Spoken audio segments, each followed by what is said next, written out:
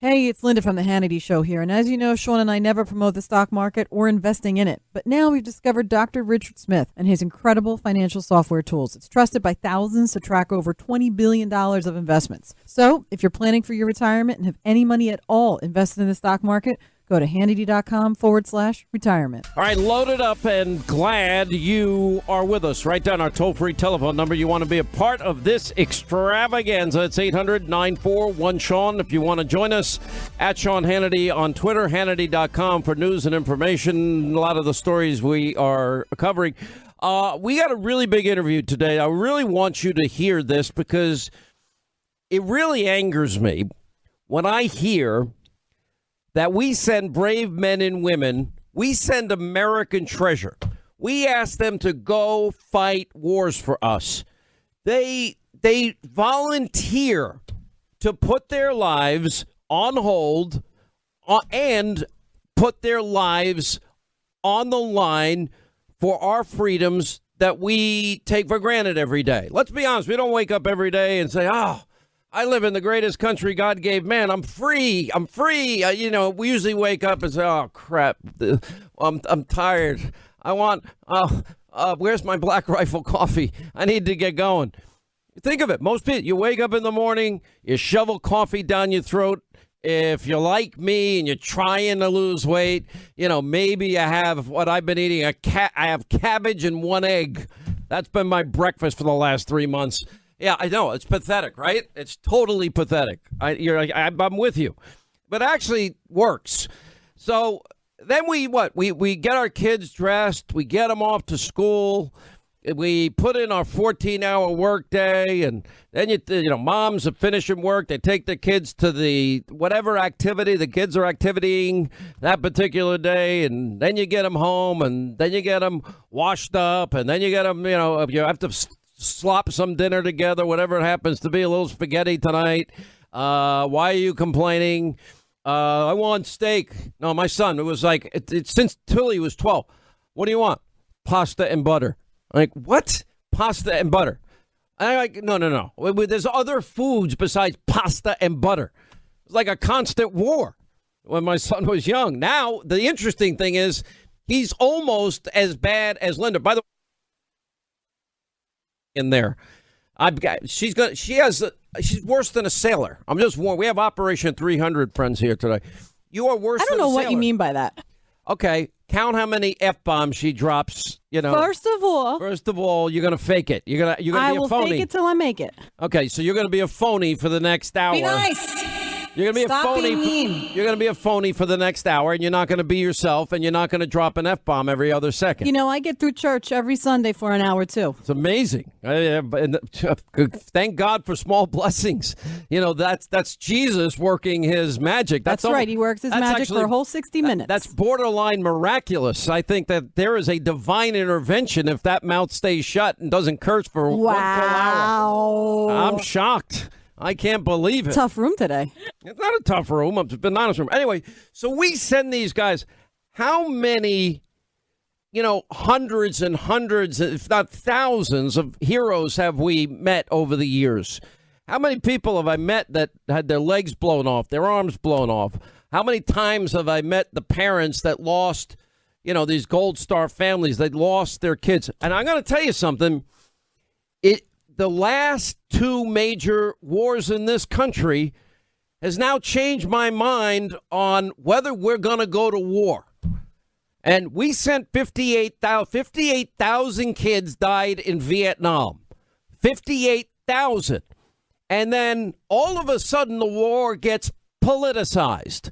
And once Washington gets their grubby little hands involved in anything, well, then the concept known as winning goes out the door, and we end up pulling out without finishing the job. Now, we can say the same thing about what happened in Iraq and Afghanistan. That, too, became politicized.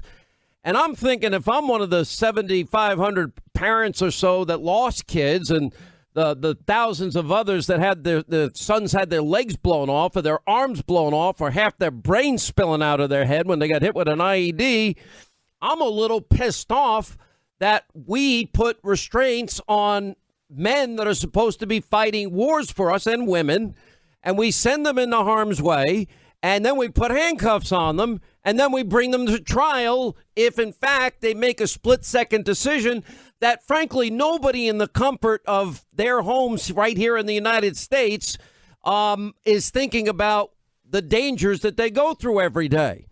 And if they make a wrong decision, we end up putting them in jail, even if it's an innocent decision. I mean, it's frankly, it's unfathomable. You know, we can't fight wars like we did in Iraq. We've got to build the next generation of warfare. I acknowledge this world is evil. It has darkness all over it. And the human condition is such that it's going to remain that way. It's the story of mankind. I wrote a book, Deliver Us from Evil.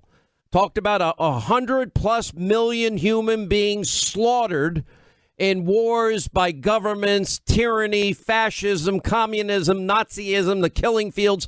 Go through it. Stalin's Russia. 30 million or so people, give or take a couple of million? Nazi Germany, fascism, Tojo's Japan. You know, we fight these wars. But the difference was when my dad fought in World War II, that was a war that we fought to win. Now, to this day, I assume in the minds of some people, Harry Truman dropping the big bombs on Hiroshima and Nagasaki is a controversial decision. Yes, innocent people died. Permanent damage was done to others. Do we start these wars? No, we did not. Pearl Harbor was attacked. It was an unprovoked attack on our homeland. They started the war. Somebody starts a fight with me. I don't want to fight. I'll try and walk away from the fight. I've trained 7 years. I mean, there's a part of me that probably would like to see if it really works. We talking about the DNC today? Yeah, no, just calm down. Okay. But if somebody's going to fight me, I'm going to fight to win. If America is going to fight a conflict, a battle, we don't need to send Americans door to door without up-armored Humvees like happened in Iraq. And literally, they're walking into a death trap for them. So we have the president yesterday ended up giving a grant of clemency or a full pardon for former Army First Lieutenant Michael Bahana of Oklahoma. He's going to join us later in the program today. In his story, we told you the story of Clinton Lawrence. You know, everyone, talks about Hillary Clinton, the server of husband. Well, why do we have equal justice? Because there was a kid named Christian Saucier who was put in jail for a year because he had 6 pictures on his cell phone that he never shared with anybody of the submarine that he was so proud to work in. You're not allowed to have those pictures. Now, the submarine's 40 years old. It's not like the enemy doesn't have the pictures because we've got the worst IT defenses in the entire world because we're really stupid sometimes as a country. And apparently it's pretty easy to hack into everything that is known as U.S. government computer property. And why we don't solve that problem is another big, I don't know why. We're pretty dumb if we don't. And in this day and age, you've got to know that all of our secrets are now vulnerable if these people can hack into it. But let me not digress too much here. Now, in this case, Christian Saucier also got pardoned by the president. He had spent a year in jail. Well, this guy that we're going to interview later, former Army First Lieutenant Michael Bahana, I mean, his story is fascinating. He actually spent 5 years at Leavenworth, and he was given a 15-year sentence. Now, 15 years. Get this. For unpremeditated murder. He was sent to Leavenworth. Now, they did let him out. It all started in 2008. He was a young commander, a 17-man platoon. I mean, this kid was born and trained his whole life. He wanted to be in the military, he had an ROTC scholarship. He went to airborne school, became an infantry officer, joined the famed 101st Airborne Division after obtaining his Ranger tab. And anyway, so he's the commander of a small 17-man platoon, and he and his men were struck in front of him with an IED, a massive one, killed 4 people, 2 of which were his own soldiers, severely injuring many others in his platoon. And after the attack, well, he started reading the intelligence reports, and they found a connection to that IED attack to an al-Qaeda operative. Yeah, they killed 3,000 Americans on 9/11/2001. Anyway, the al-Qaeda operative's name was Ali Mansour. An Army intelligence report specifically cited Mansour as someone who transports explosives for the terror group. And anyway, so Michael does his job. He does his research. He finds a local sheikh to locate Mansour, takes him into custody. And Mansour was ordered released by the Army, and Michael's company commander told him to transport him home. While transporting home, Michael was determined. He wanted to know, what do you know about this al-Qaeda cell? He wants to protect his soldiers. That's his job as a leader. If I'm leading a platoon and I think this guy's got answers, I'm going to get the answers. That's my job, to protect them. Everyone here that works for me, I take a big responsibility, especially with Linda, on my shoulders. Because if I'm stupid and blow up my career, they're all out of a job. And Ethan's got a new baby on the way, which he's not going to end up naming. You watch. He thinks he is, but he's not. Anyway, so Mansour ordered released. Then he's transported, and he interrogates the guy. Did a field interrogation of the guy. Big deal. Then the Mansour guy tries to take, in this case, First Lieutenant Michael Bahana's gun. And so he had to kill the guy. Now he had an interpreter with him. He had an eyewitness with him. And then we find out, you can't make this stuff up. It just sounds like the Mueller report. You have, just like Andrew Weissman. But how do they have a court-martial hearing? The prosecutors, they didn't hand over. They didn't tell the defense lawyers that they had exculpatory evidence in the form of a forensic expert that the prosecution hired that actually sided with Michael's version of events. And then the prosecutor sent home the forensics expert that would have exonerated Army First Lieutenant Michael Bahana. You can't make this up. They sent him home. Now, he spent 5 years in Leavenworth, and he was eligible for parole in 2014, and he got out. But yesterday, the president gave him a full pardon. If we're going to send you to war, I don't want to second guess you. If we're trusting you and putting guns in your hands and putting the lives of other Americans in your hands as a leader, we can't sit in the safety and comfort of the greatest country God gave man that they're protecting and second guess what they're possibly going through over there. And if any benefit of the doubt goes out at all, it must be on the side of the American soldier. That's it. Case closed. Because and I know, if Mansour had an opportunity, he'd cut his throat off and leave it in a ditch. Because that's what al-Qaeda does. That's what this enemy does. That's what this evil does. You can't send kids to war and put handcuffs on them. And we ought to get a list of every single person from the Iraq-Afghanistan conflict that was found guilty, and we need to review every single case. I'm under Obama's rules of engagement. Good grief. What's up, everybody? Linda, executive producer from the Sean Hannity Show, here to talk to you about your money, your retirement. Your money is like your health. It's something that you don't think about until you need it. So many people make disastrous retirement mistakes, and they're retiring without enough money, and that is just wrong. But have no fear. Meet one of the most incredible financial minds in America, Dr. Richard Smith. And Richard's extraordinary tools are trusted by thousands of Americans to track over $20 billion in the stock market. And his tools can help you reset your retirement. You're going to be hearing a lot from Sean and me about Richard, and literally we have never endorsed any financial software until now. Why? Well, because some of his customers say he's created lightning in the bottle. So go see for yourself. Go to Hannity.com, retirement. That's Hannity.com/retirement. All right, as we roll along, Sean Hannity Show, 800-941-SEAN. John Solomon has some big breaking news that he will be giving us a tease of. He's not finished with the report. Has to do with Christopher Steele. Has to do with who knew what about Steele, who knew what about Steele's agenda, and how they still used it as the basis of the bulk of information to put out a FISA application to spy, not only take away the constitutional rights of an American citizen, Carter Page, but also then take it further. And that would be a backdoor into the Trump campaign and all things Trump world so that they can impact an election. Remember, they rigged her investigation. They tried to rig a presidential election. They had an insurance policy when they lost. I'm going to get into all those details. Now, we have some news. I'm going to get into the struck Page thing in a minute. We have, yes, new lovebird texting that gives us a lot of insight into the thinking of what's going on behind everybody here. Clapper is now trying to point fingers at the FBI, which is interesting. He's the top intel official.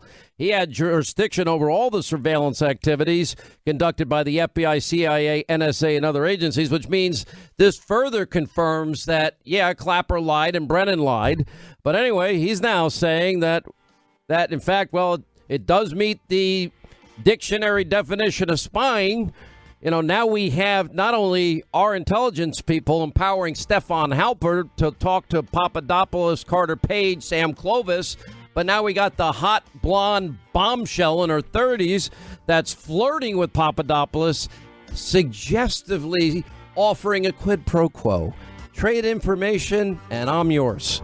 Yeah, you can't make this up in a Bond movie. Hey guys, this is Linda, executive producer for the Sean Hannity Show. You might also know me as Sean's daily sparring partner now that he's a ninja, of course. Well, today I'm here to tell you about how to fight for your retirement, and that's right, fight. There's a huge crisis in America. Millions of people are retiring without enough money. And don't make that you. We have one of the brightest financial minds to help you make sure your investments for your future retirement are on the right track. And I'm talking about Dr. Richard Smith, the founder of Tradesmith. His mission is to help Americans be more financially literate, make better investment decisions, and avoid the catastrophic mistakes that could cause your retirement to be a disaster. Thousands of people trust Dr. Smith's investment tools to track over $20 billion in the stock market, and I'm telling you, you should too. When we're talking about retirement, you're in a financial fight for your future. Do yourself a serious favor, folks. Register right now for Dr. Smith's special online event, The Great Retirement Reset. Go to Hannity.com/retirement. That's Hannity.com/retirement. Eliminate the stress and worry of investing in the stock market. Register now at Hannity.com/retirement. Using undercover agents is a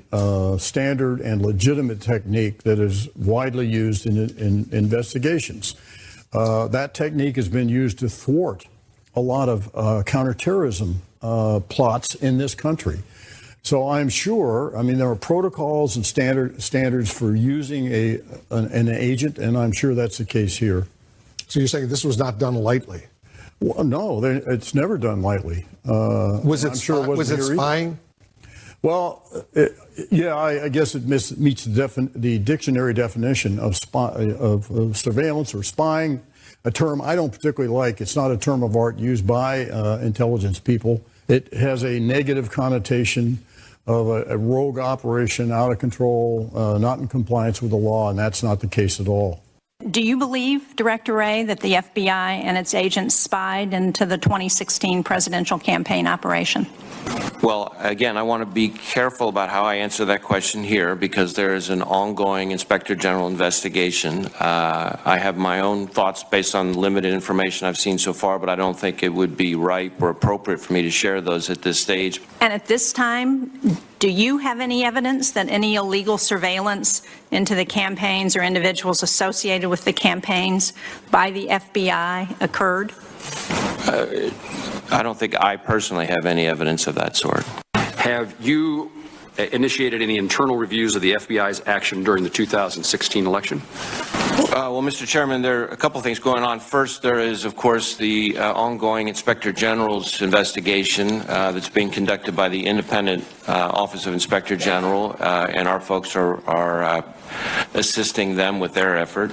And then second, as you alluded to, now that the special counsel investigation is completed and having only recently returned to the department, the Attorney General is seeking to understand better the circumstances at the department and the FBI relating to how this investigation started.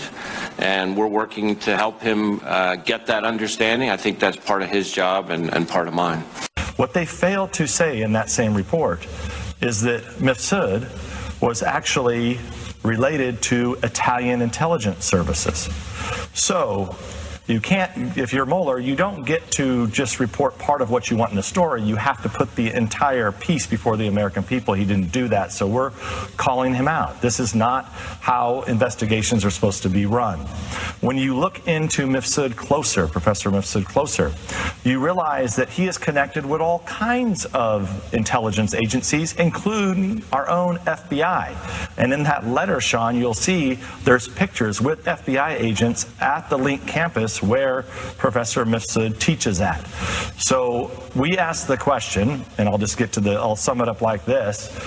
We want to know every document that these agencies have related to Mifsud, because if he is in fact a Russian agent, this would be one of the biggest intelligence scandals for not only the United States, but also our allies like the Italians and the Brits and others, because if Mifsud is a Russian agent, he would know all kinds of our intelligence agents throughout the globe.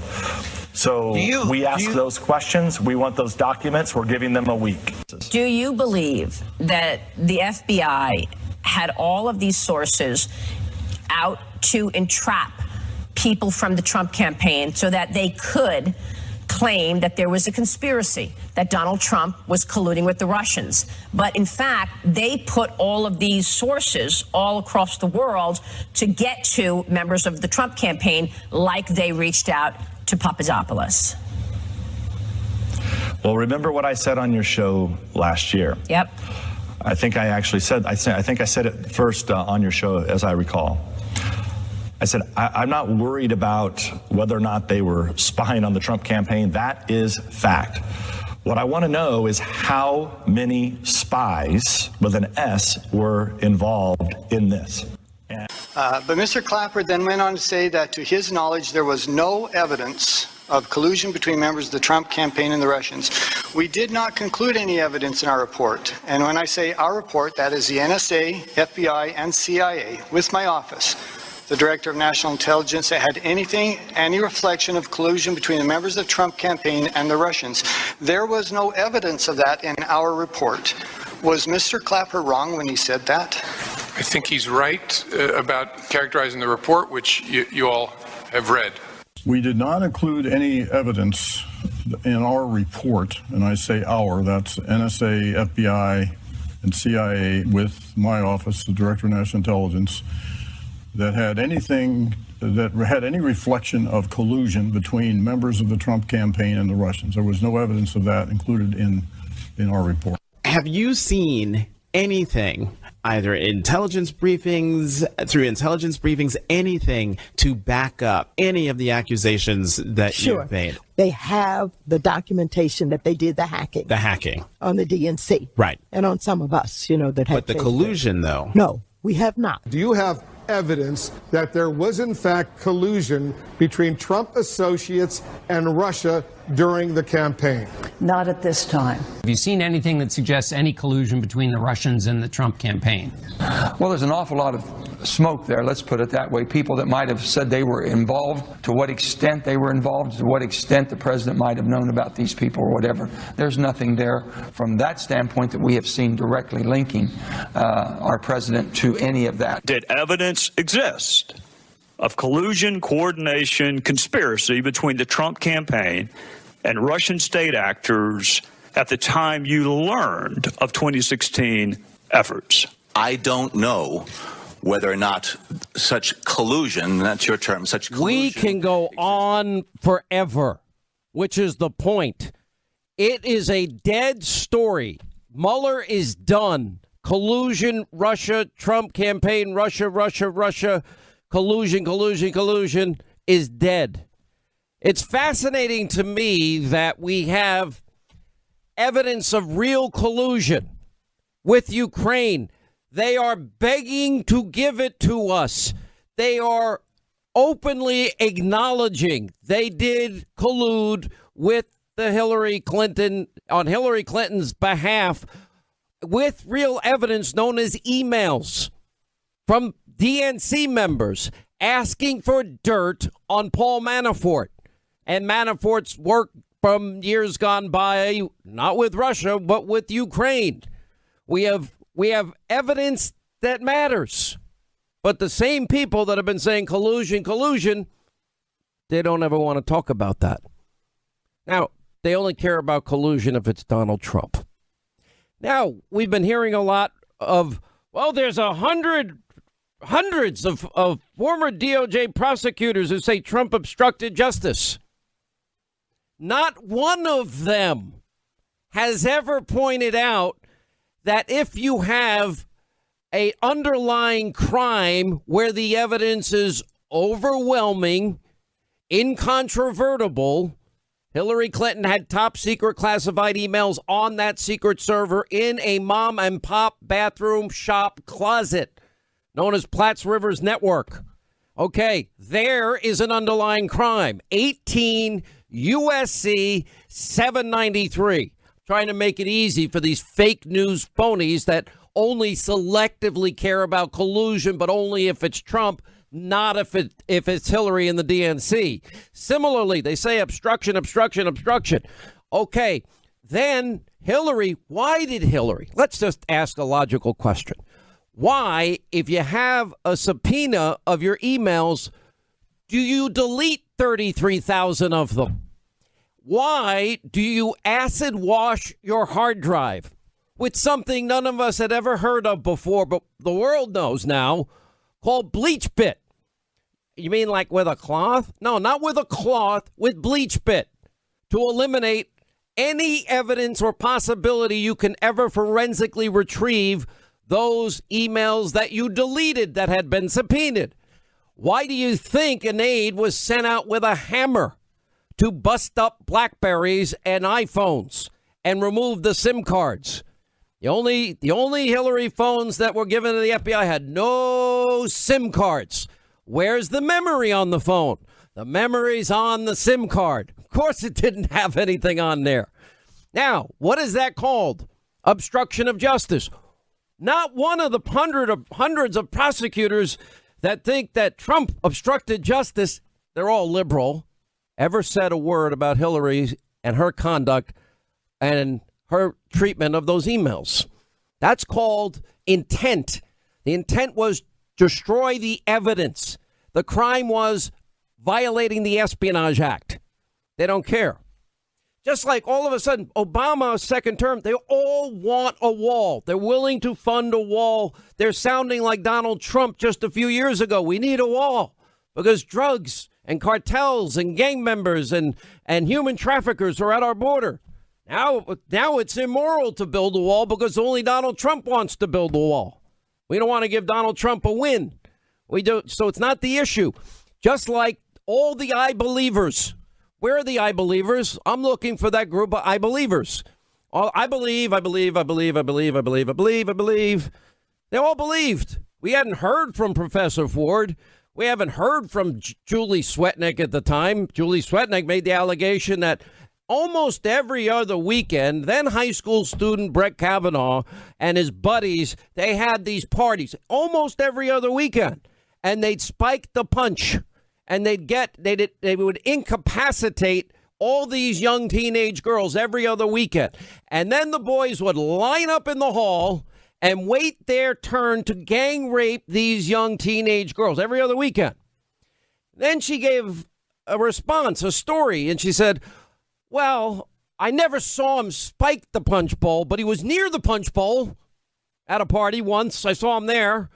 Well, I saw him with a red Solo cup, but I didn't see him give it to anybody. Well, he was in the hall, but he definitely wasn't on the line. Okay.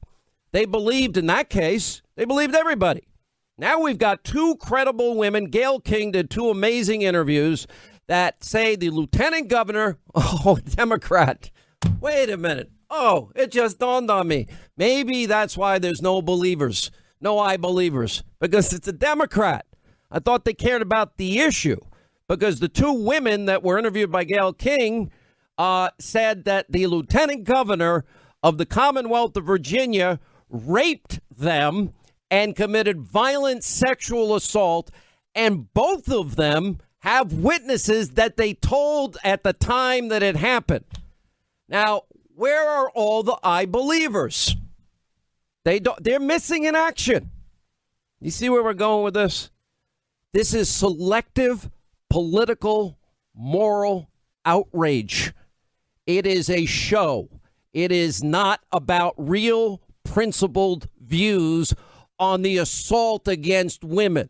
And by the way, I think I was like the only one in the country. If you want to take it a little step further, I don't think there's anybody more critical of, living conditions for women and gays and lesbians and Christians and Jews in countries like Saudi Arabia, where Hillary took a fortune, or Kuwait, or any of these other countries that have Sharia law, where women, in many instances, they don't vote, they don't drive, they don't get to leave their home without a male relative, and they are treated brutally, horribly.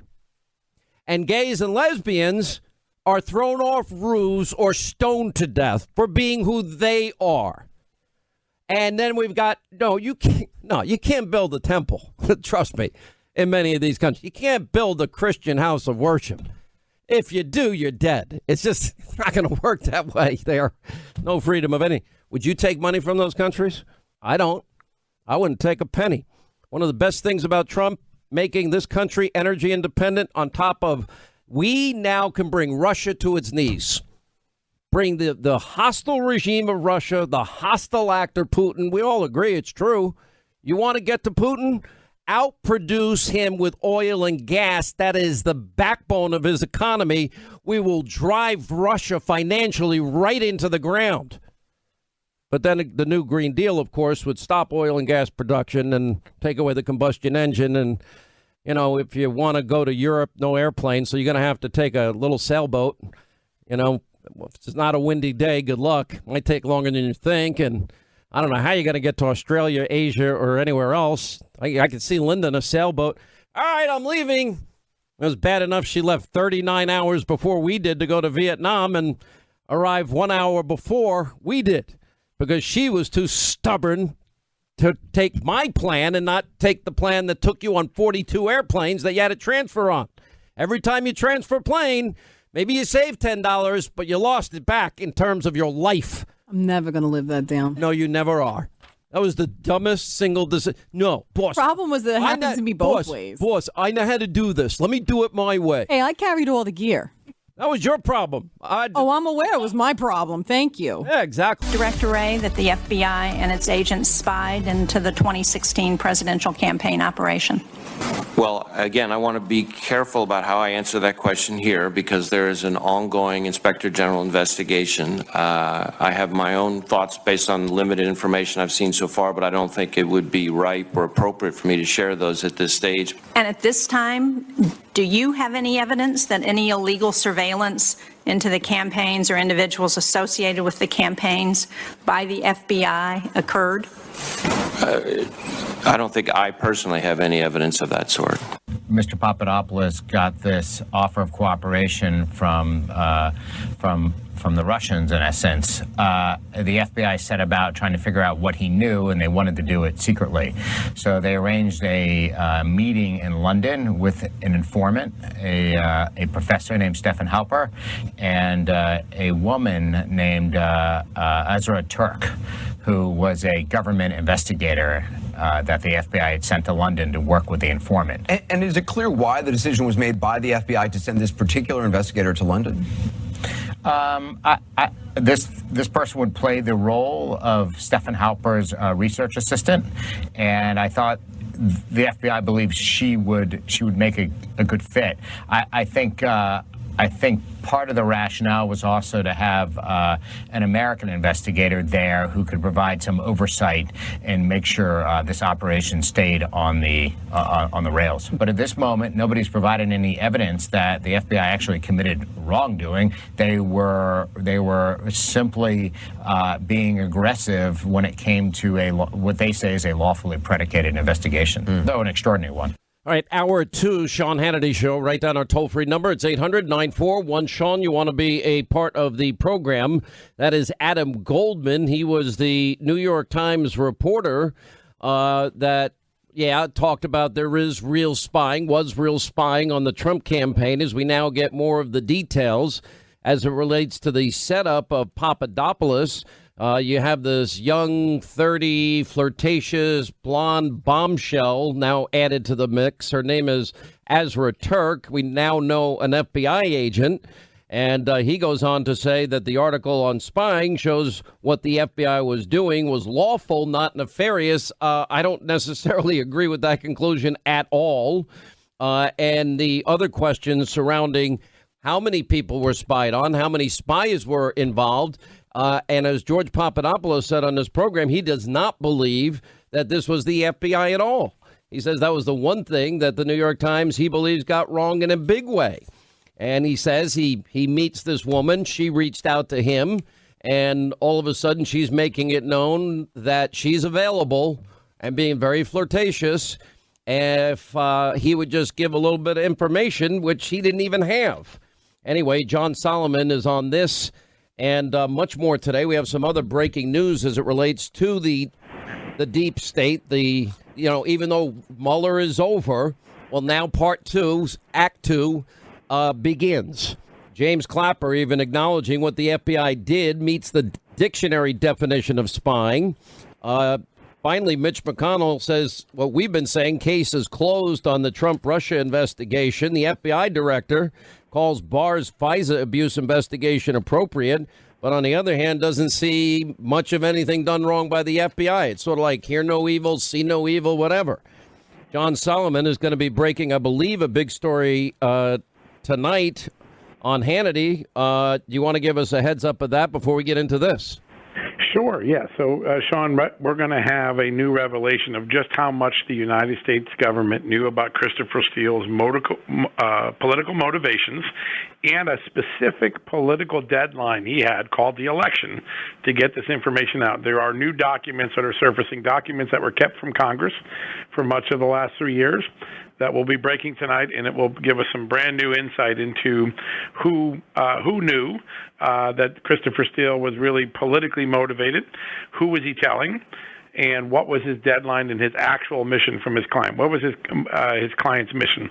It turns out it wasn't to be a good FBI informer. It had a lot more to do with election dirty tricks, and these documents will be dispositive. They'll also be pretty shocking that for 3 years they've flown under our radar, and even places like the House Intelligence Committee were not allowed to see the documents that I'm about to air tonight. So hopefully it'll be an important story. It'll further cement that the FBI was misleading the FISA court about its knowledges.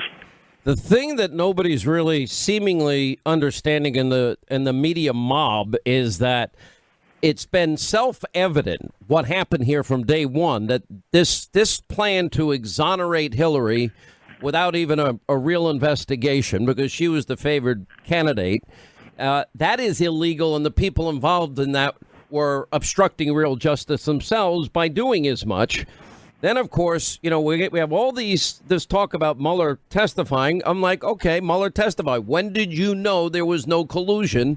John Dowd says you knew a year ago, that you told him a year ago that there was no effort, no collusion by the Trump campaign.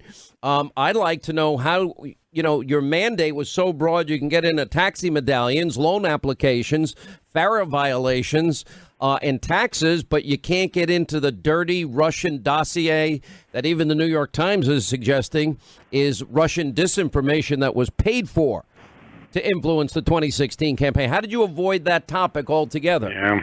So I think That may be a really important question, Sean.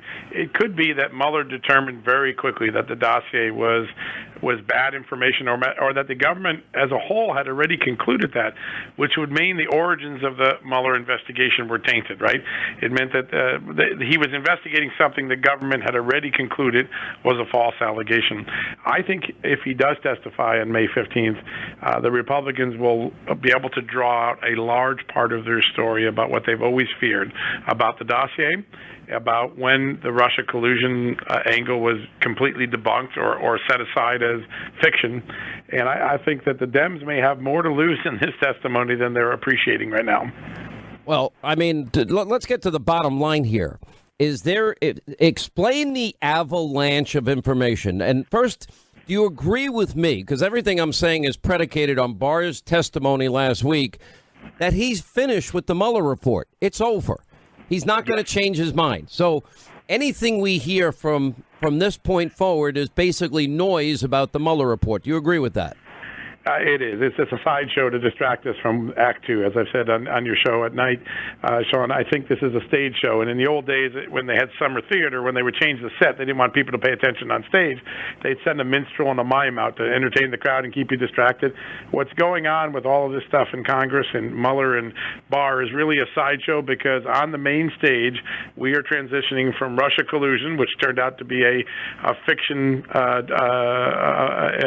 billed as a nonfiction story, and we're now moving to this thing called accountability and the FISA abuses and the FBI's conduct of spying on a political campaign.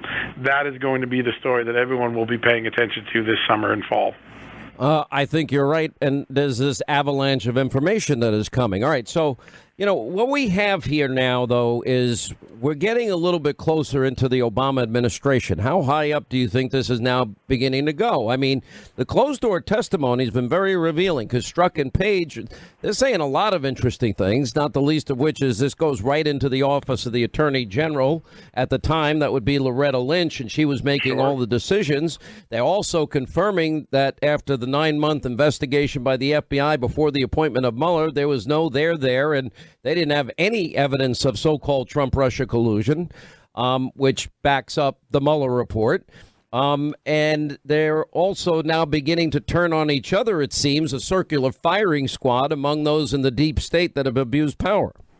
That's absolutely what's going on. And I think one of the more interesting developments, when you look at what we're going to report tonight, Sean, there was no reason for Christopher Steele to be at the State Department, none whatsoever. He's a controlled FBI informant, allegedly working on a counterintelligence investigation, and yet he is inside the State Department 3 weeks before the election, passing around the same information he already given to the FBI, and most importantly, talking about the election as a deadline, talking about his need to get this information out before the election. By definition, what he told the State Department, by what he told Bruce Orr, by his own actions in going to the media and leaking, he was carrying out a political dirty trick timed to the election, and yet the FBI portrayed him as an informant with credible, relevant information with no derogatory background. All of these biases, his anti-Trump hatred, his desire to contact the media, his desire to spread his information outside the FBI, not only violated the FBI's informant rules, it was evidence that this was a political dirty trick. It was not a normal counterintelligence informant trying to develop a normal case. And the FBI's failure to stop it, to acknowledge what it really was before the court, is really what we're going to learn painfully about in the next half of this year. And to remind everybody, Christopher Steele, he was hired by, well, really with Clinton campaign and DNC money she controlled, with funneled money through Perkins Coie, a law firm. They hired Fusion GPS, an op research firm. They hired Steele. And you're basically saying that Steele had a mandate and a deadline, and he had contacts. How high up did his contacts go, and how many people knew that he had this hatred towards Donald Trump and agenda? You're going to find out that he was meeting with a very senior State Department official, and that State Department official immediately relayed the information she just got to others in the government, and the government is trying to hide who she emailed right now and what she specifically told them. But it is clear there's no way for the FBI to argue anymore. They did not know about Christopher Steele's political motivations, his client, his deadline, his election obsession, his hatred for Trump, before they went to the FISA court. These documents will be dispositive, and I think by the end of this week or early next week, we're going to be realizing that everybody knew this was a Hillary Clinton operation, not just Bruce Orr. But Bruce Orr did tell everybody in the FBI and DOJ, and as I understand it, even Andrew Weissman, the pit bull for Mueller, he told them all that this was Hillary Clinton's bought and paid for Russian dossier. None of it was verified, and that Steele hated Donald Trump. Didn't he say 100%. That in August of 2016 before the first FISA application in October? Yep, absolutely. All of this was known before the FISA application was submitted. And now if you go back with what we're going to learn today and what we learned over the last few weeks with the Bruce Orr stuff that you and I dug up and others, you're going to see an amazing thing going on inside the FBI. Go back to those text messages of Pete Strzok and Lisa Page. Remember the famous hurry the F up, we've got to get this thing done, I'm fighting with justice. If this was a good FISA, there was no reason to be fighting over it. There'd be no reason for pressure. What was going on in the FBI is they knew that Steele was going rogue on them. He was going political, that he was always political, and that he had this election deadline, and they're panicking that they might not get that FISA in before the cat gets out of the bag. And you can see now when you look back at those text messages, that panic of the FBI agents. They were trying to get it past the FISA court before they would have to tell the FISA court, guess what, this guy's a dirty political trickster on the DNC and Hillary Clinton's payroll. That's what's going on in October, and that should concern us all, that a FISA process was used or infected by politics. John Solomon breaking a big story tonight about Christopher Steele. This is now going to blow this thing wide open. Everybody knew that this was phony Russian disinformation paid for by Hillary, and they still used it as the bulk of information for the FISA warrant. This is now the second or third bit of evidence we have now been able to gather that everybody knew. Now, this is definitive evidence. Tonight at 9, John Solomon, investigative reporter, will be breaking this news about Christopher Steele tonight. But there's still more to come. Like, for example, the president in his interview with Catherine Herridge last week said very soon we're going to be getting the FISA applications, Gang of 8 information. We're going to be getting 302s and the 5 buckets of Solomon, we'll call it, if you will. Actually, I think we have to give credit to Devin Nunes. I think it's his 5 buckets. Yeah, well, he's not here, so I'll give it to you. Yeah, all right, I'll take it. Yeah, you're right, Sean. There is a moment of transparency. And the thing I'm most interested in, if you remember about a year ago, we talked about a column I wrote called The London Bridge is Falling Down, The Curious Origins of the Russia Case. And in that, we talked about these events that predate the FBI opening a criminal investigation, predate even that Turkish woman intercepting with Papadopoulos in September in London. Something was going on in the winter and spring of 2016 that we don't fully understand. It looks to be a more sophisticated operation, maybe letting a breadcrumb trail for the FBI to ultimately open up an investigation. Who was involved in that? Was that Fusion GPS? Was it George Soros? Was it the CIA? Those are the questions that the documents the president can declassify may answer for us, and I'm hoping to look back at that period. I think January to July is far more significant to this ruse that it was played in 2016 than what we've previously known, and I think getting answers to who did what and what was set in motion may explain how we ended up where we did on Election Day and afterwards. All right, John Solomon, we'll see you with this new news tonight. We'll break it on Hannity, 9 Eastern, Fox News Channel, as the media still obsesses over something that is now officially dead. It won't stop them. They can't help themselves. All right, 800-941-SEAN if you want to be a part of the program. All right, when we come back, an American hero pardoned by the president. He'll tell his story first right here. I'm not about to be as a male tell a woman what to do with her body. She has the right to make that decision herself, to rape her incest. Some kids are unwanted, so you kill them now, kill them later. You bring them in the world unwanted, unloved, you send them to the electric chair. So you kill them now, kill them later. The economy added more than 250,000 jobs, better than economists expected. Unemployment is at its lowest level in almost 50 years. Wages grew faster than prices did. Do you give President Trump the credit? I give our workers and our businesses the credit, Jake. When you're out there across the country, you see people working harder and harder every day, and this has meant that we are our businesses are strong, and we're selling American goods. That being said, a lot of people aren't sharing in this prosperity because of the cost of college, the cost of health care, the fact that the president had promised that he would bring down the prices of their prescription drugs, and that just hasn't happened. Unemployment is the lowest it's been since I was 9 months old. You're really not going to give President Trump any credit for that in terms of his tax cuts or deregulation or anything he's done? You know what I'm thinking about? I'm thinking about when we were in that downturn and President Obama came into office, and he had to deal with that with the Congress to try to, one, right the financial industry, and then two, get us on the road to recovery. And I remember that the Republicans were giving him grief when he took any credit for that. So I think that we have had policies in place, starting with President Obama, that have aided that recovery. Are you concerned that impeachment talk may actually help the president's reelection? I'm concerned that if we don't impeach this president, he will get reelected. If we don't impeach him, he will say he has been vindicated. You have said that you think that the House Judiciary Committee should open impeachment proceedings. I think they should begin the process. I do think they should begin the process. Of course she thinks they should begin the process. And the only one speaking the truth in all of that was Al Green. You got this Alabama Democratic state representative, going after Donald Trump Jr., using the R word, which I guess now you're not allowed to use it, and then saying he's the best defense for having an abortion.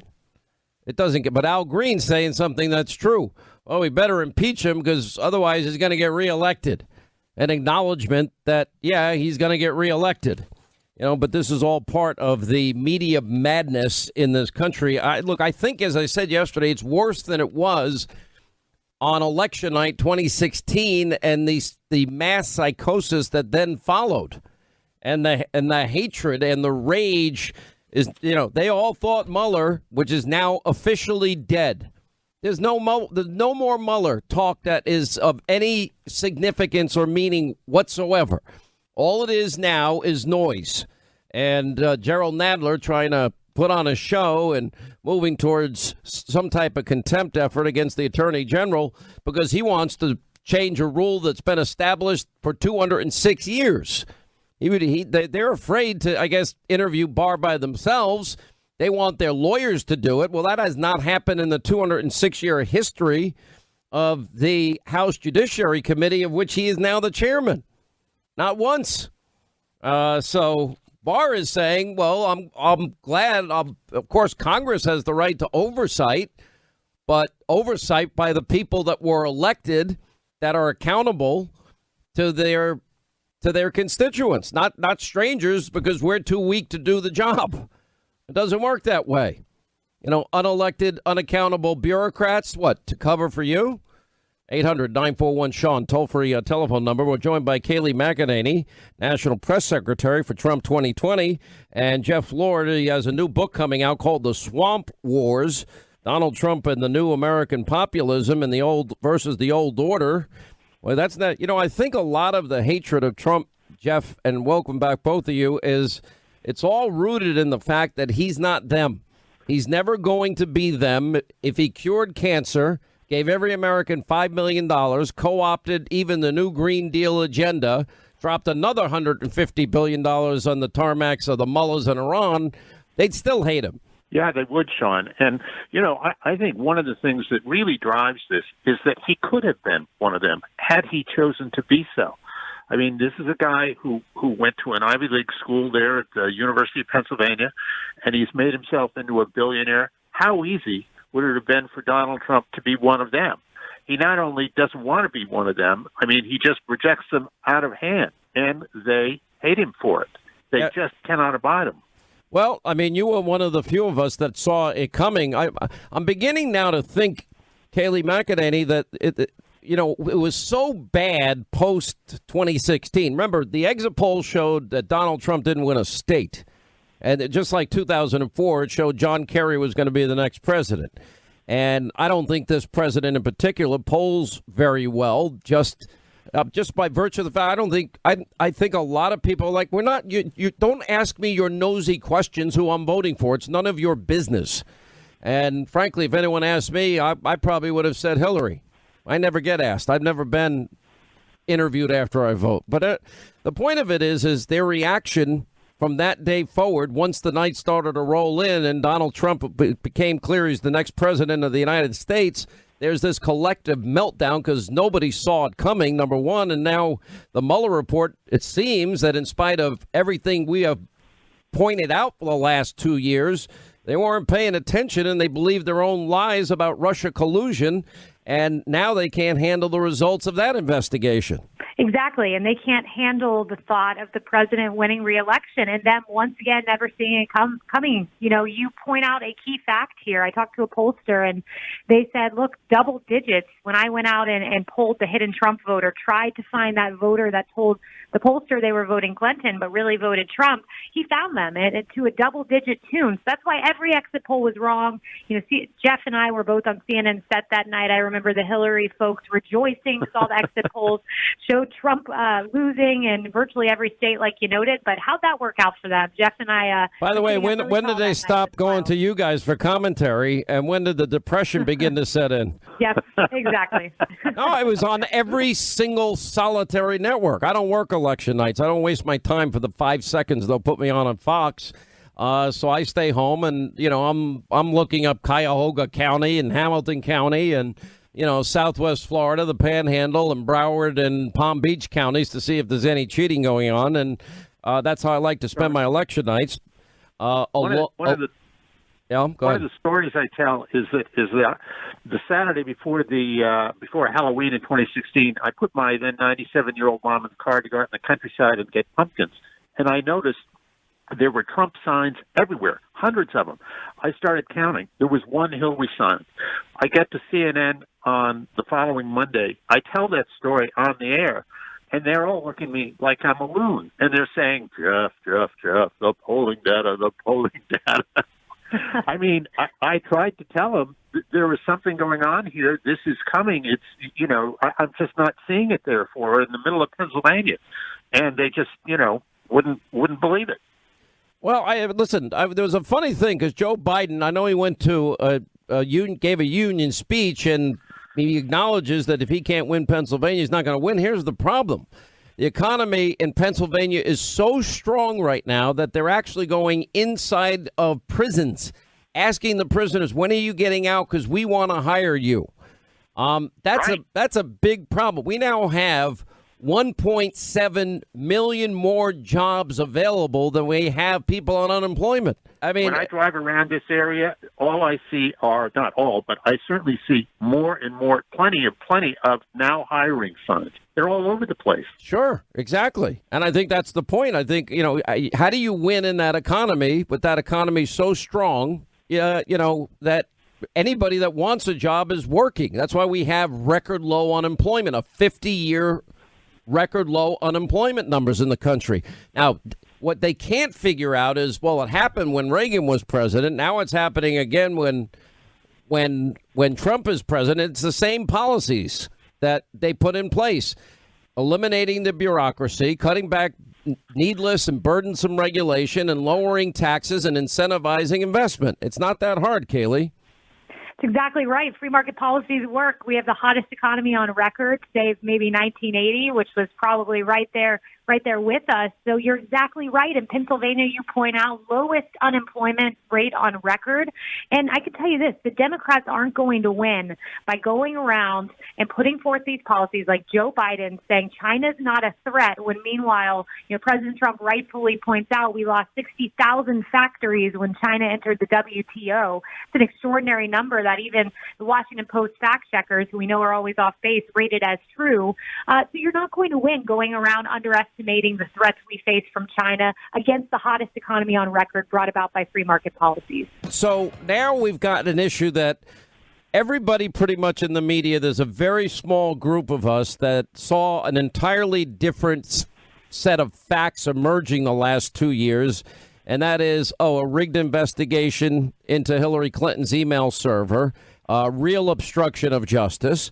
Then we saw a dirty Russian dossier bought and paid for by Clinton with funneled money to Fusion GPS through a law firm, hiring a guy that we're going to break a big story tonight with our friend John Solomon.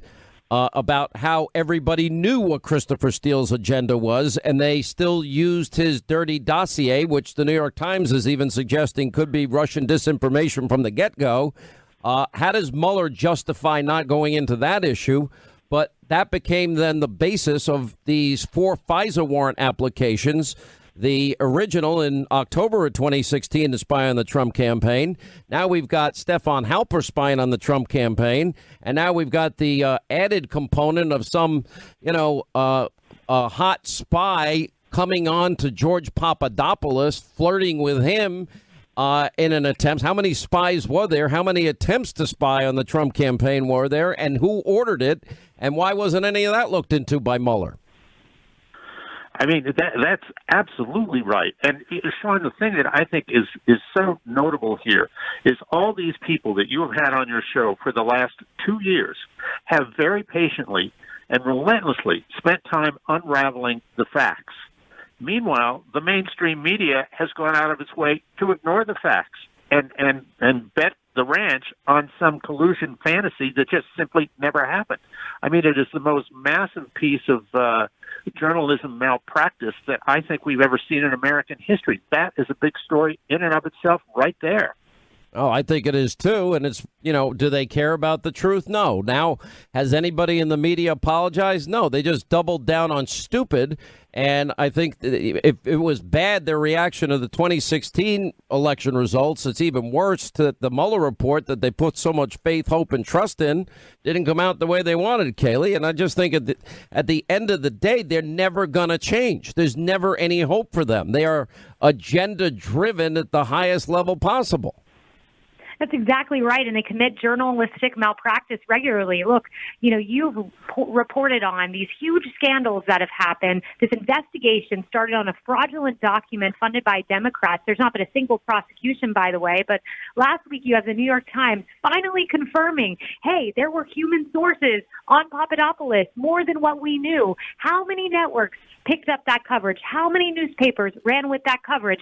None, because they have an agenda. They're not going to change, and they're going to derelict their duty to report the facts and be journalists. They don't deserve that title that they hold. You just watch CNN fake news. There's Wolfie Blitzer asking, will they throw the U.S. attorney in jail? They're talking now such insanity that they'll send the sergeant of arms to capture the attorney general and bring him in handcuffs before Congress, as if that's going to happen.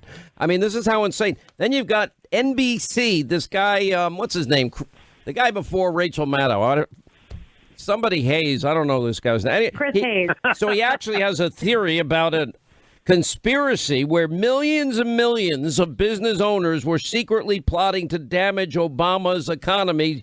And then now they're secretly plotting together to benefit the Trump economy. And he's making these statements. I mean, how do you advance something that nuts?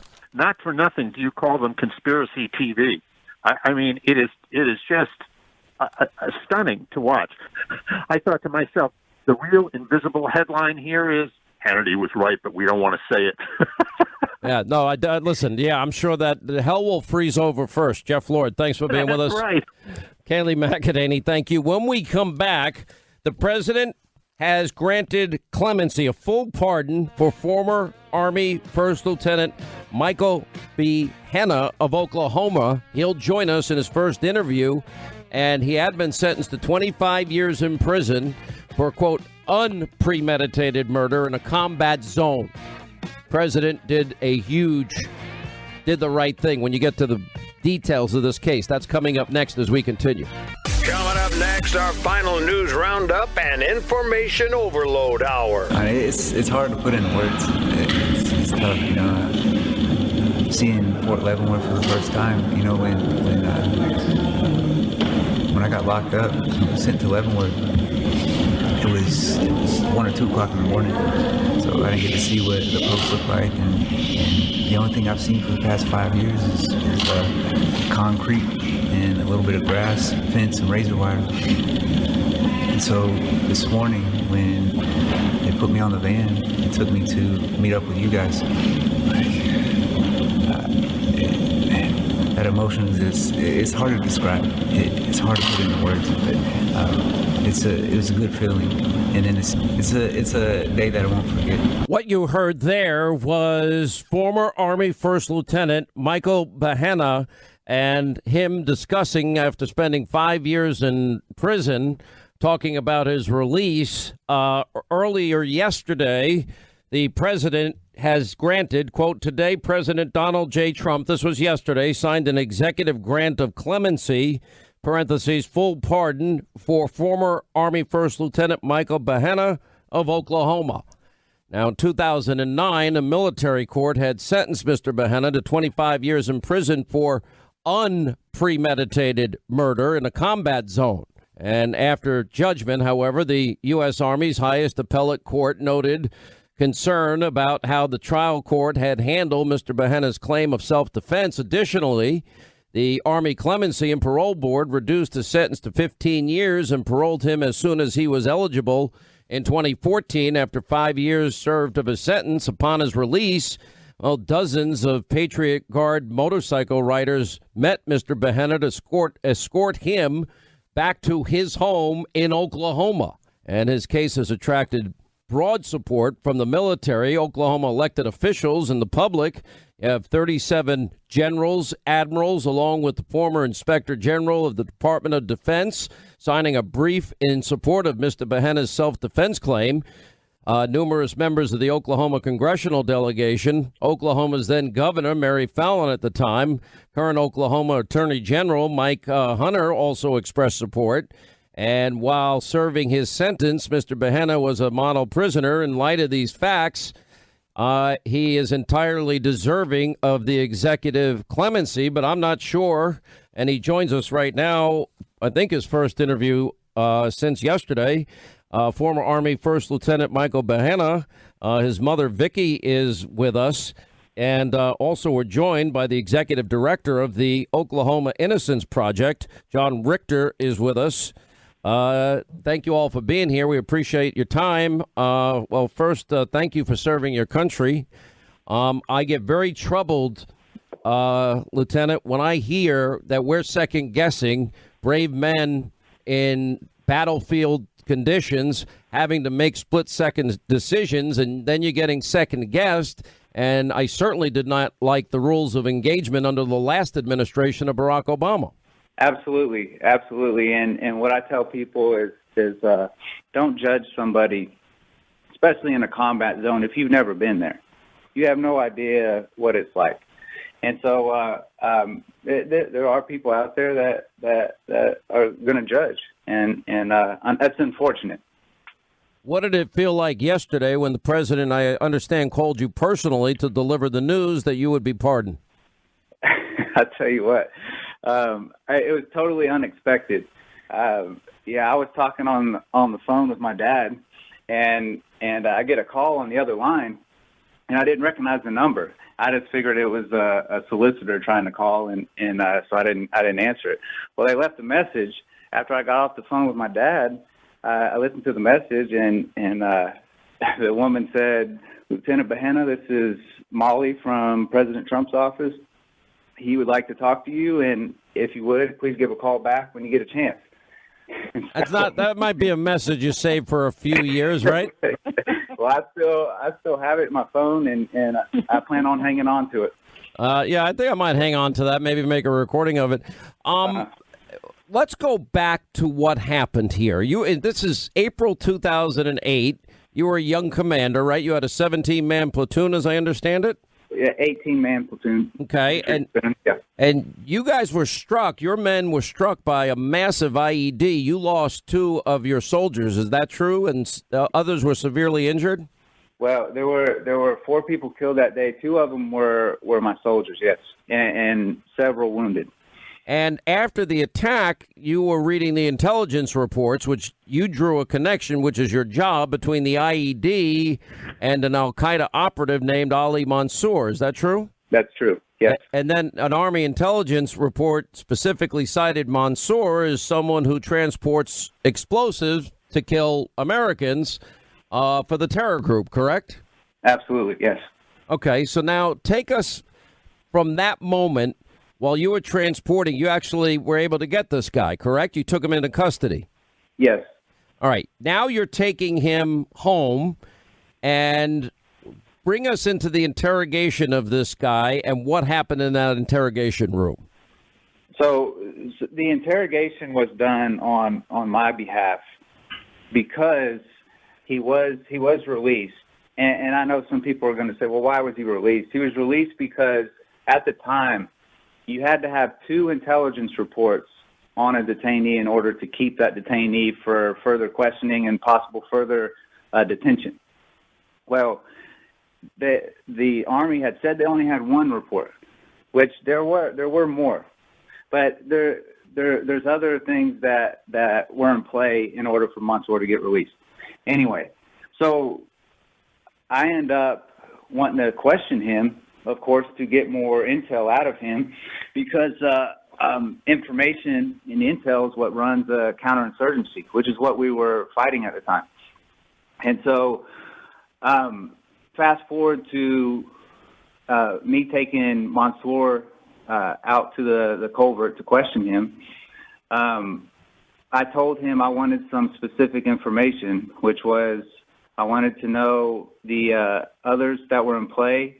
In other words, you wanted to learn what other people were involved in this Al-Qaeda cell, right, that were killing American soldiers, so you could protect your fellow soldiers from future attacks, like what you witnessed when you lost 4 guys in a day, 2 from your particular platoon. Right. Yeah, and so I'm trying to get this information out of him, and of course he's a seasoned Al-Qaeda terrorist, and of course he doesn't just answer questions anytime you ask him. So there are techniques that are used in order to get information out of people like that. But you weren't torturing him. You weren't waterboarding the guy. I don't think waterboarding is torture anyway. But you did not. You're just using basic interrogation techniques, correct? Well, basic and basic for over there. One of which was pointing a weapon at Mansour and trying to get the information out of him, because he would say, "I don't know" to every question I asked him. Mm-hmm. He kept saying, I don't know. So, in order for those techniques to be effective, you have to make it feel like, the guy he's in danger. He's gonna die. And I was telling him that. And he finally says to my interpreter that something that I didn't recognize. I spoke a little bit of Arabic, but not enough to understand what he said. And so Mansour said to my interpreter something I didn't recognize. I turned to my interpreter to get the translation, and Mansour throws a piece of concrete at me, which hits right beside my head. And as I turn to look towards Mansour, he's standing up, reaching out with his hands towards me and my weapon. And why was he not cuffed? He was cuffed. He was cuffed, and we had cut the flex cuffs off him along with his clothes, which was another a technique that unfortunately, is used over there. It's a technique that's used to humiliate, the guy you're questioning. So, all right. So let me get to. So he reaches for your gun, and you're now your life is in jeopardy. You have to make a split-second decision, and you kill the guy. Yes. Okay. I don't think any American that's not in that situation has a right to judge your decision making. And you had witnesses, that an interpreter at least, that can testify to your account of what happened, correct? Yes. Okay, so your story is confirmed. It should be case closed here.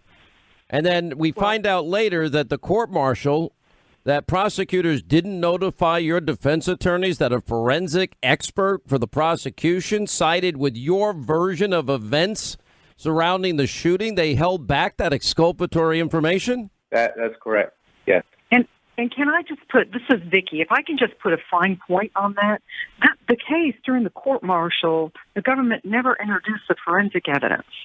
The forensic evidence, which was consistent with... Well, that's called withholding exculpatory evidence. That's evidence that would have freed your son. That's right. And they sent that expert home so that he couldn't testify and didn't testify. But the forensic evidence supported Michael's version of what happened during the interrogation.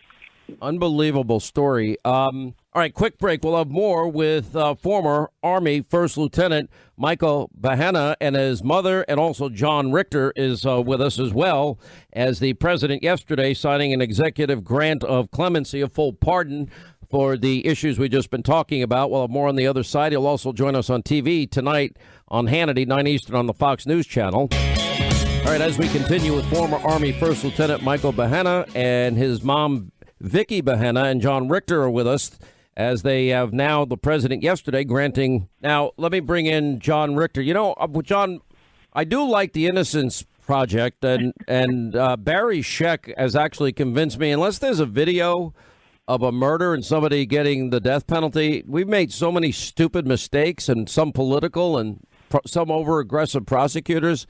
I'm not supporting the death penalty unless we got a video. Hey, Sean. So I appreciate you posing the question to me, but Vicky is actually the executive director in Oklahoma. In addition to being Michael's mother, she obviously joined this cause after many years as a career federal prosecutor.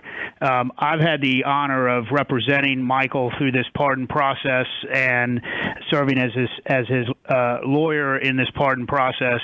And as a former United States attorney and former head of the criminal division, I can tell you personally that the actions of the prosecution in this case violate all decent standards for fair prosecution of a defendant. And while obviously a pardon process was not here to relitigate the case, it nonetheless is an important part of considering whether forgiveness and an act of grace like the president has given Michael is appropriate. Well, I just don't like the fact, honestly, at all, that we now are putting handcuffs on people we put in life and death situations. We're sending these guys out to fight wars. Their lives are at risk. We're second guessing what they do, and we're putting handcuffs on them and rules of engagement that are obscene, that puts their lives in jeopardy. I mean, you know, when I hear Michael's story about, you know, his friends being blown up by IEDs, you know, put yourself in his position. And this is the guy you believe has the information about where those explosives are coming from. I'm sorry, I'm not going to be polite asking the guy that has the answer to that question that we can save American lives with. That's not a moment to be polite. War is a very dark, ugly, horrible, but necessary evil.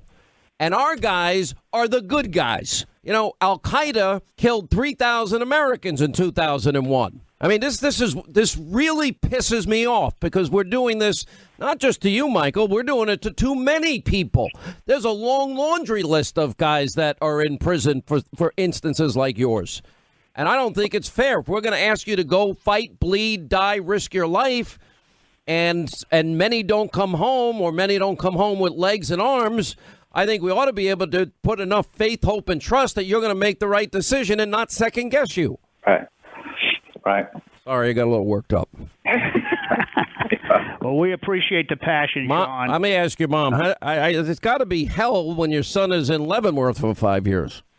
Oh, I would not wish that experience on my worst enemy. It was, you know, again, as John was saying, I mean, when he was a U.S. attorney, I was an assistant United States attorney working in that office, and you just never think you're going to have to hire a criminal defense lawyer for your. I sure don't think that's going to happen when you send him off to combat. I mean, I was worried when I sent him off to combat that. Well, we're glad you're home, and I'm sorry you had to go through this, Michael, and Vicky. You have a loving mom there for you and family, and I do thank you for serving your country. We owed you better than this, though. This you did not deserve this. This has to stop. And I want to wish you the best in all future endeavors, and we'll see you on TV tonight. We get to actually see you guys. You're going to join us and tell your story on television. I can't wait to see you. All right, 25 till the top of the hour, 800-941-SEAN if you want to be a part of the program. Our friends at the Daily Caller, they did something really cool. They actually hit the streets asking people, do they want the wall or do they want open borders? It's interesting. Because if you read polls by your fake news media industrial complex, I don't think you get straight answers. Let's hear what the people say. What's up, America? Today we're in D.C., and we want to know, if you don't like the border wall, how would you solve illegal immigration? I will build a great wall. I'm completely against the wall. I think it's ridiculous. Absolutely a very bad idea. I think the border wall was just for the drugs, to be honest, to stop the drugs from coming over. The wall is a wall that Trump envisions? No. I think it's incredibly unfair, and it's going to limit opportunities for our country in the future. What would your ideal solution to illegal immigration be? How would you stop it? The best way to handle illegal immigration is really enforcing the rules that we already have. The best thing to do would be to overhaul the laws of the United States on immigration. But first of all, allow asylums, first of all, okay? That's one. But, I mean, I think, it's a combination of looking at the provisions that we have in place. I think it's a good structure that we have. I don't agree with illegal immigration. I believe everybody should live freely. Everybody should be able to have a happy life. Stopping them from coming over here is kind of ruining their chances of having a better future than me. To actually start better vetting people that are trying to come into the United States. To be honest, on my behalf, it's not harming me at all, to be honest. I say it's a free country, so everybody should be welcome. We all share the same blood. A system where people can come in and over a period of time, if they stay clean, then they're able to automatically assume residence. Like an assimilation period? Or? Yeah. Obviously, just doing the work a little bit better. Definitely, I did hear you say vetting, so obviously we want to do that. Is there any limit that you would feel comfortable putting on immigration or no? I don't think so. I think people should be able to move between countries as they please. I think it's best for the economy and for the people in them. I'm hesitant to put a limit on it. I believe that we should have restrictions, but ones that make sense for what this country was built on. So you guys are totally in favor of open borders, like no restriction to immigration at all? Yeah. So do you think there's a limit on how many people that a country can sustain? Yeah, there should be a limit. You can't just let everybody come over. There should be a limit. I don't know what exactly the restrictions should say, but definitely not. It just seems like the tone of the ones that are being put out there now seem to be a little counterproductive to what America stands for. I want it to be overpopulated now, because then there's not enough jobs, not enough homes for people to live. That means that creates more problems, such as homeless, maybe violence, but who knows? So if you have a limit, though, you have to have a way to enforce that, right? So how would you guys enforce the limit? I don't have an answer for that right now, to be honest with you. That's a good question right there that I can't answer. So I would hate to put a limit on it because we need people to work. But are you in favor of open border policies at all, or no? No, not open border. Every country has a right to regulate the number of people and who comes in. So you have to have that kind of interviewing process, and you have to have that kind of control and background check and so forth. Open borders, absolutely no way. How do you feel about open borders policies? I think they're a great opportunity. If we handle them the right way, it ensures that our country stays very diverse. No, we can't have people overrunning our borders. That's clearly wrong. If whoever says that, I would say we got to take their citizenship away, but no, we can't say that. We can't say that. Programs that we have through the government to support people who might be on welfare, for example. Do you think there's a limit for who can have access to those programs? I don't think there should be. That's not why they were created. They're supposed to be around to help people and get them off their feet. So maybe just put more policy development into the programs themselves. I don't know. But don't forget, this is a manufactured crisis. How do we know? Because the Democrats and the media, they all say the same thing. Manufactured crisis.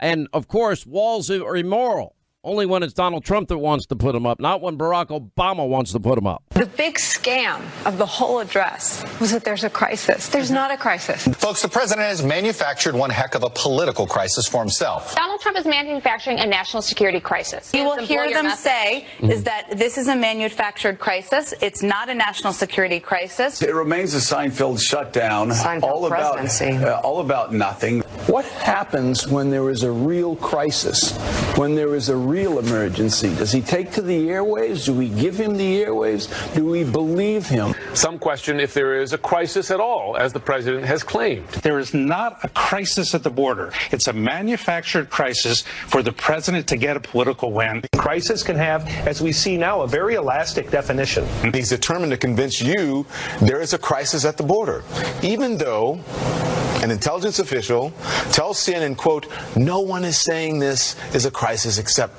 them. President Trump must stop holding the American people hostage, must stop manufacturing a crisis.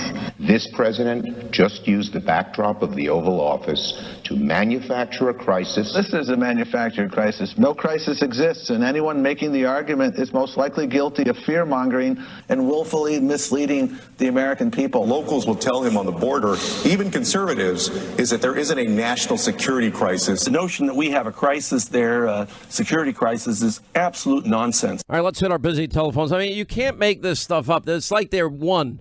You know, like two become one. It's sort of like the act of marriage where two become one. Why are you laughing? Oh, I love talking about the act of marriage. Let's talk about it. We'll talk about that. No, because they think alike. They can't even. They're so intertwined here. Look, this is the Washington, D.C. swamp that nobody knows. All these congressmen, senators, their staff, all the people that work in the Department of Education, the Commerce Department, the State Department, the Defense, they're all friends. They're all friends with the media people. And what most people don't know is they all socialize together. They all go to dinner together. They go that out, monocle, forget about it. They go out drinking together. Many of them end up dating together. And it is an incestuous cesspool. And nobody seems to really understand that we're all out of the loop by design. And, you know, I don't want to be a part of their club. I'm proud not to be a part of their club. They don't like me. I think, as a matter of fact, they not liking me is probably an understatement. You know why? Because you're an investigative journalist. Correct. By choice. And you've had to do the hard work. I have to do their job. You have to do their job. Somebody's got to do it. Somebody's got to do it. And you know what? You got to go out on that branch, the furthest branch, on the biggest tree, over the biggest cliff, over the water. Are you You're over the hanging water? on. Say water. It's like a piece of floss. It's a nightmare. So she is mocking me because I am not mocking you.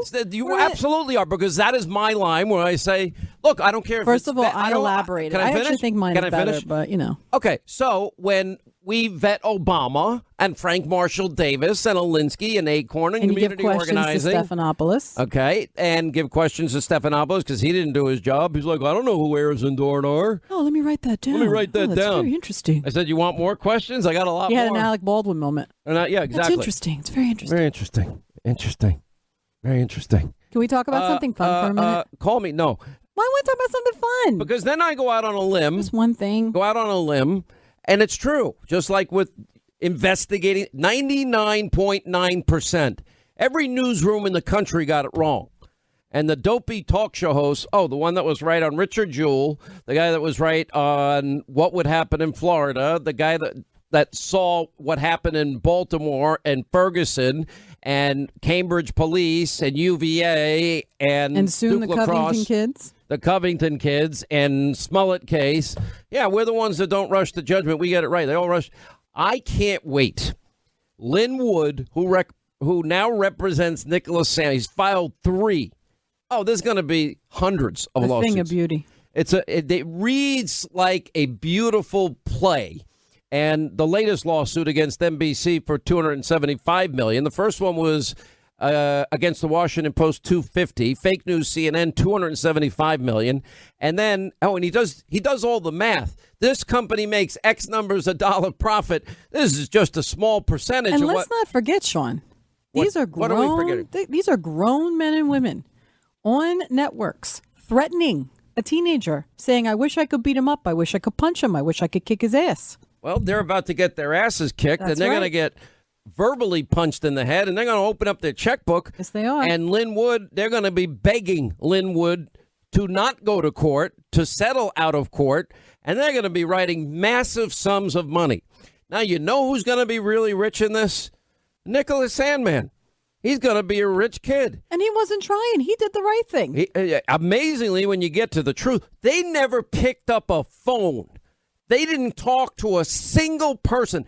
And then when the truth came out, they still doubled down on stupid and kept reporting fake neuse. They would rather. That's how much they hate Trump. Double down on the lie and defend one another than actually say, "I'm sorry. I'm sorry. I messed up. Mea culpa. Moving on." Now, can I tell my nice story? What? Today we had a surprise baby shower for Ethan and Annie in the studio. Yeah, you know how I know that happened? Because you were late and you missed it. No, because I paid for it. You paid for the pizza. Paid for the party. You paid for the pizza. And the party stuff. Kylie decorated. Katie went and got the cake. And who paid for the decorations? Me. And who paid for the cake? These are the finer details, you know? You know, you just sit there like... Who's the brand new father? Are you going to take credit for that, too? I'm not the father. Oh, man, that got really weird. Oh, man. That got really weird. What kind of party is this? Sounds like Maury Povich. You are not the father. You certainly are not. You know, and by the way, you know when Maury Povich does that, right? He's like... They build this tension up. There's two guys sitting there and the girl, and neither one can be the father. And they're just sitting there. You are We're gonna not go to the commercial father. break. Yeah, exactly. and then when the girl's upset that the person that she thought was the father isn't the father, you know, and all on TV. Oh, we'll help you find the father. We'll bring you back 10 times if needed to find the father. And they're just using people. Can we move off of this? I mean, I am the father. He is the father. Did you go? And it's a little baby boy. You know the name yet? Oh, we were thinking Sean. Okay. What or else? Hannity. What's the real? People have named. There are kids named Hannity. There are indeed. We have a few names, but we haven't settled on one yet. So. Well, where are you leaning? In other words, what do you? I'll tell you what the kid's name is going to be. What's your first choice? They April Fool's their family, and they told the kid, they said they were going to name the kid Ludwig. Oh, jeez. Ludwig. I was like, oh, Beethoven's first name. So we here in the studio we call his baby Wiggy. Wiggy? Yeah. My father-in-law said if I did that, you do have to think of if kids are going to be made fun of. You know. Yeah, but my father-in-law said if I named my son Wiggy, he would buy him a baseball bat to beat the crap out of me with. Okay, so what is your number one choice, and what's your wife's number one choice? I'd rather not say at the moment. Stop being a baby. Speak up. He can't say it because then one side of the family's going to be mad, the other side of the family's going to be That's not mad. the point. I tell you what, let's take a bet. No, let's take a bet. I bet I win. I bet I win. How about you shush up? Oh man, you shush up and let me do my job. Is this a Sean Hannity show? Yes, it is. What's your number one choice? What's her number one choice? She likes Nicholas. I like Thomas. Okay. Nicholas it will be because she's going to win. Just get that. There's my bet. You want to have a bet? But there are other names we're considering. Let's have a bet. I bet it's going to be Nicholas. If it's down to those two names, I say she wins. I say he wins. $100. Whoever wins gives to the college scholarship for the kid. They're obviously going to set up a New York 529. College scholarship. You know how much college is going to be for this, send my own this kid to dopey college. kid when he gets to college age? Kid, thanks. Well, sorry. I mean, he's probably going to go through the public education system. I mean, you're going to have to tutor him on the side. His wife is a teacher. I'm joking. Listen, there are good public school districts. And I hope yours is one of them. But a lot of them college suck. is going to be free eventually for the kid? You don't think that's going to happen? You know, not if I have anything to say. But maybe if I'm dead and gone and you don't have anybody fighting in the for Hannity it. Mausoleum. Well, I want to be in a mausoleum. I want it to say Hannity's America on it. Yes, I know. Would you like me to put space in there for you and your loved ones? Absolutely. It's great that we've gone from life to death all in one segment. All in 1 minute. It's wonderful. Listen, on that happy note. I don't want to be burned, and I don't want to be way down in the ground with a bunch of worms crawling up my nose. You could be sunk into the sea like a sailor. Go to the bottom of the ocean. I don't want to be eaten by a shark either, or have these little fish nipping at my Viking funeral. How about we just I want my mausoleum. It's going to be in the woods somewhere, safe, secure, isolated, where nobody can find it. I'm Hannity tonight, 9 Eastern on Fox. Sorry, big breaking news on Christopher Steele and this entire knowledge base of everybody and what he was doing and what his agenda was. Also, you will meet former Army First Lieutenant Michael Bahena. He was the one that got a full pardon from the president yesterday. We have John Solomon, Carter Page, Sarah Carter, Mark Penn, Senator Lindsey Graham, and Geraldo and Dan Bongino. 9 Eastern, Hannity, Fox. We'll see you then. Back here tomorrow. Thanks for being with us.